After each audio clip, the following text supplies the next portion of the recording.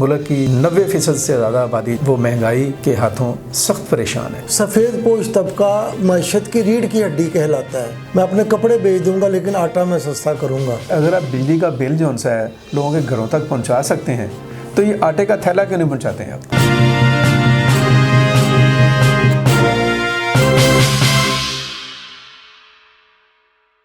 अस्सलाम वालेकुम व्यूअर्स, अशरफ सैयद फैसल में आपको खुश आमदीद। आज हम बात करने जा रहे हैं पाकिस्तान के आम आदमी को दरपेश मुआशी हालात के ऊपर। मेरा ख्याल है कि पाकिस्तान का तकरीबन हर शहरी जो है वो इन दिनों बदतरीन महंगाई का सामना कर रहा है। सिवाय जो आप कह रहे हैं प्रिविलेज्ड जो तबका है जिसको कुछ पता नहीं है कि क्या हो रहा है और क्या नहीं हो रहा, एक आम आदमी, मुतवसत तबका, सफ़ेद पोश आदमी, गरीब आदमी और गुर्बत की सतह से नीचे ज़िंदा रहने वाला शख्स, मुल्क की 90% से ज़्यादा आबादी जौन सी है वो महंगाई के हाथों सख्त परेशान है।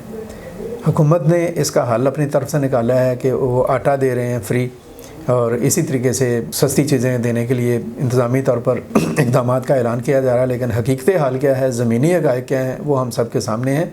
आज मेरे साथ मौजूद हैं नईम जावेद साहब। नईम जावेद साहब रोज़ाना मशरक़ के साथ हैं और ये कॉमर्स की रिपोर्टिंग करते हैं। कॉमर्स के हालात के ऊपर, इकॉनमी के ऊपर इनकी गहरी नज़र भी है और एक आम आदमी के जो हालात हैं उनके बारे में भी ये बाखबर हैं और बहुत हद तक इसके ऊपर इनकी ओपिनियन बड़ी परफेक्ट होती है, बड़ी दो टोक ओपिनियन होती है। तो नईम जावेद साहब, आपका बहुत शुक्रिया तशरीफ़ आवरी का, बैठने का हमारे साथ। ज़रा ये बताएं कि इस वक्त जो मैंने अभी बात की है कि एक आम आदमी जो है, अब तो ये हाल हो गया हुआ है कि जो बंदा मेरा ख्याल है 50,000 रुपये भी महीने का कमा रहा है, उसके घर में अगर 5-6 अफराद हैं तो उसको महीने का बजट बनाना जो सा है वो एक उसके लिए मुसीबत बना हुआ है।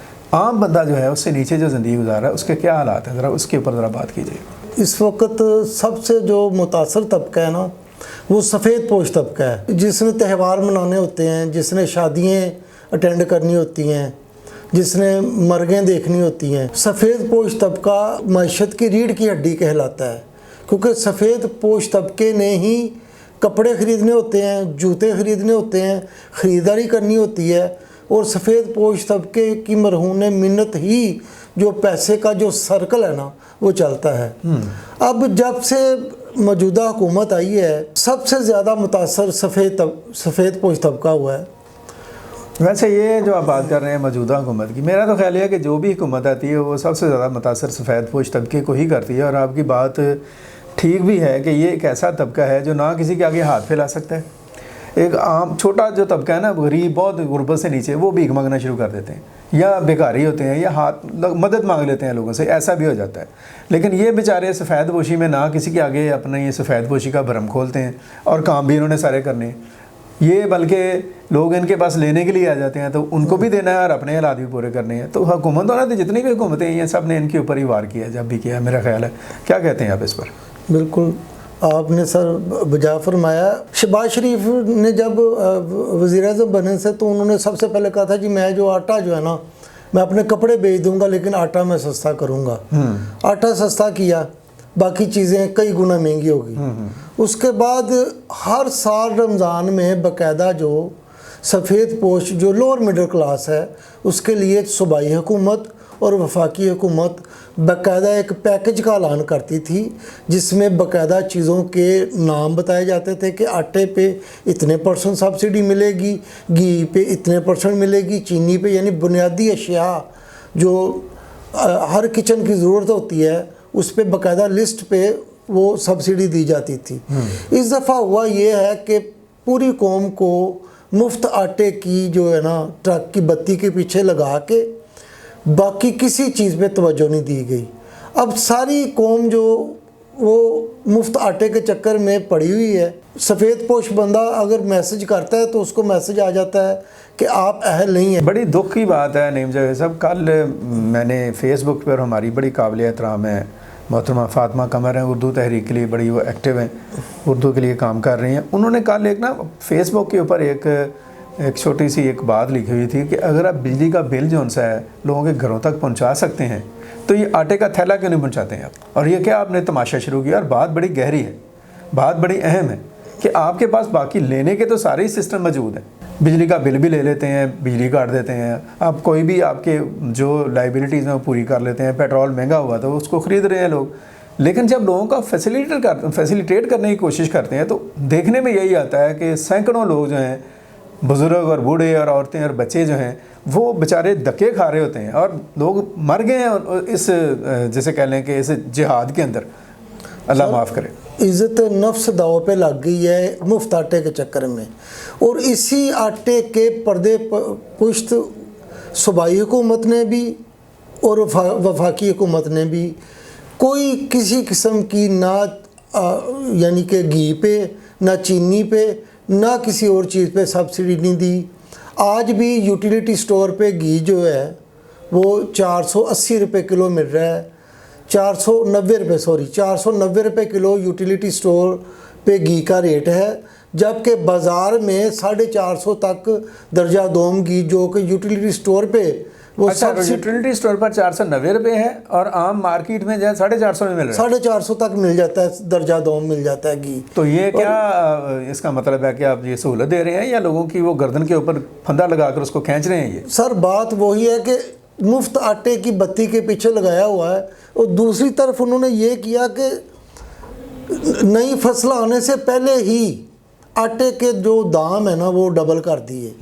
اب جو جس کو تو مفت آٹا مل رہا ہے وہ بھی غیر معیاری ہے، لوگ اب مجبور ہے کھانے، ظاہر ہے زندگی انہوں نے جسم اور روح کا رشتہ برقرار رکھنے کے لیے کچھ نہ کچھ تو کھانا ہے، تو اس لیے وہ غیر معیاری آٹا کھانے پہ بھی مجبور ہیں۔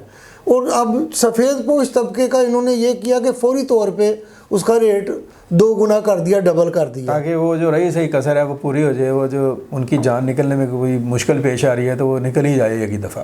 اچھا یہ بھی مجھے بتائیں اپنا نعیم صاحب، حکومتیں تو جو کرتی ہیں سو کرتی ہیں، ایک لمبے عرصے سے جو معاملہ چل رہے ہیں اس کے پیچھے بہت کچھ ہے، بات کریں گے تو بڑی لمبی بات ہو جائے گی، لیکن ایک عام آدمی جو ہے جو اس عذاب کا براہ راست شکار ہے، اس کی بھی کوئی اخلاقی، کوئی اس کی اپنی بھی کوئی ذمہ داری بنتی ہے کہ اس کے اوپر وہ کوئی اپنے طور پر ہی اپنا کو بندوبست کر لے۔ حکومت نے تو جو کرنا ہے ہم دیکھ ہی رہے ہیں، سارا کچھ چل ہی رہا ہے۔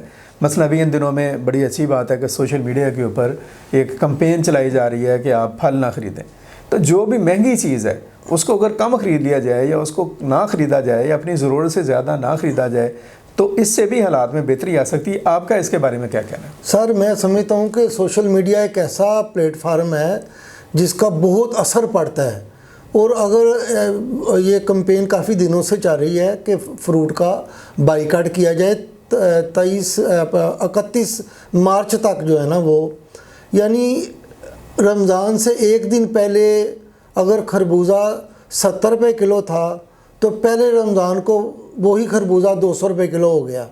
اسی طرح باقی سیب، کیلا اور باقی جو موسمی پھل تمام تقریباً ڈبل سے اوپر گئے، اور اس کے پیچھے جو ہے وہ کولڈ سٹوریج مافیا، پھر سبزی منڈی میں بڑے آڑتی جو بیٹھے ہیں وہ مارکیٹ کمیٹی کے ساتھ مل کے۔ قصہ مختصر یہ ہے بات کہ یہ جو جتنے کولڈ سٹوریج کے مالکان ہوں یا بڑے آڑتیے ہوں، یہ سب جو ہے نا بڑی بڑی سیاسی جماعتوں کے جو ہے نا ان کو فنڈ دیتے ہیں۔ جب بڑی سیاسی جماعتوں کو یہ فنڈ دیتے ہیں تو افسر جو ہے نا ان پہ ہاتھ نہیں ڈال سکتے، جب افسر ان پہ ہاتھ نہیں ڈالتے تو پھر یہ اپنی من مرضی کرتے ہیں۔ تو اس کا سر حل یہی ہے کہ اس کا جو ہے نا باقاعدہ پراپر جو ہے نا بائیکاٹ ہو۔ کہتے ہیں کہ ایک دفعہ جرمنی میں چینی مہنگی ہو گئی تھی تو جرمن قوم نے 1 سال چینی جو ہے نا وہ استعمال نہیں کی تھی، تو کوئی مفت چینی لینے کے لیے بھی تیار نہیں تھا۔ اب ہم الحمدللہ اگر ہم مسلمان ہیں اور محب وطن پاکستانی ہیں تو ہمیں کم سے کم سیاسی سوچ سے ہٹ کے اس پلیٹ فارم پہ متحد ہونا چاہیے کہ ہم نے جو ہے نا فروٹ کا، پھل کا جو مہنگا ہے اس کا بائیکاٹ کرنا ہے، اور اس سے گراں فروش لوگ ہیں یا مصنوعی مہنگائی کے جو پیروکار ہیں ان کو ایک سبق مل سکتا ہے، اور یہ بہترین موقع ہے قوم کی یکجہت ہونے کا، قوم کو۔ جی نعیم صاحب بہت شکریہ۔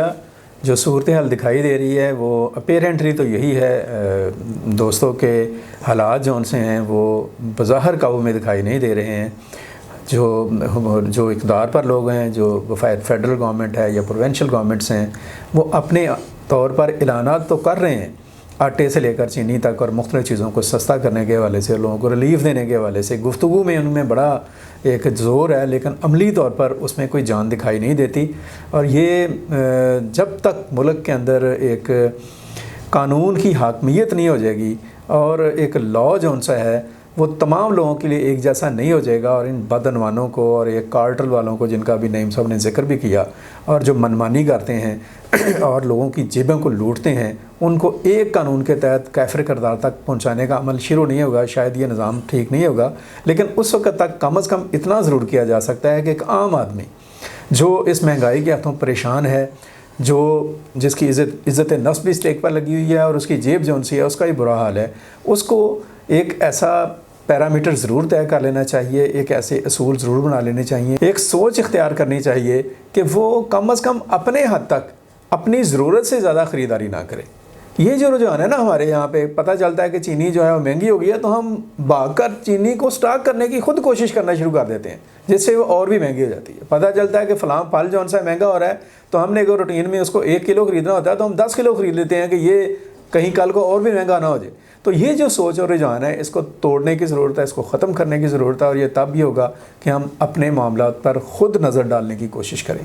ابھی تک کے لیے اتنا ہی۔ نعیم صاحب کا بہت شکریہ، میرے ساتھ عبدالمقدم کامران رہے، ہاشم ظہیر رہے ہمارے ٹیکنیکل سائٹس کے اوپر۔ انہیں بھی اجازت دیں، مجھے بھی اجازت دیجیے گا۔ اپنا بہت سارا خیال رکھیں، اپنے بارے میں، ملک کے بارے میں، اپنے گرد و نواح کے بارے میں سوچتے رہیں، اور پاکستان کے لیے کچھ عملی کرنے کی کوشش کرتے رہیں۔ اللہ حافظ۔ پاکستان زندہ باد۔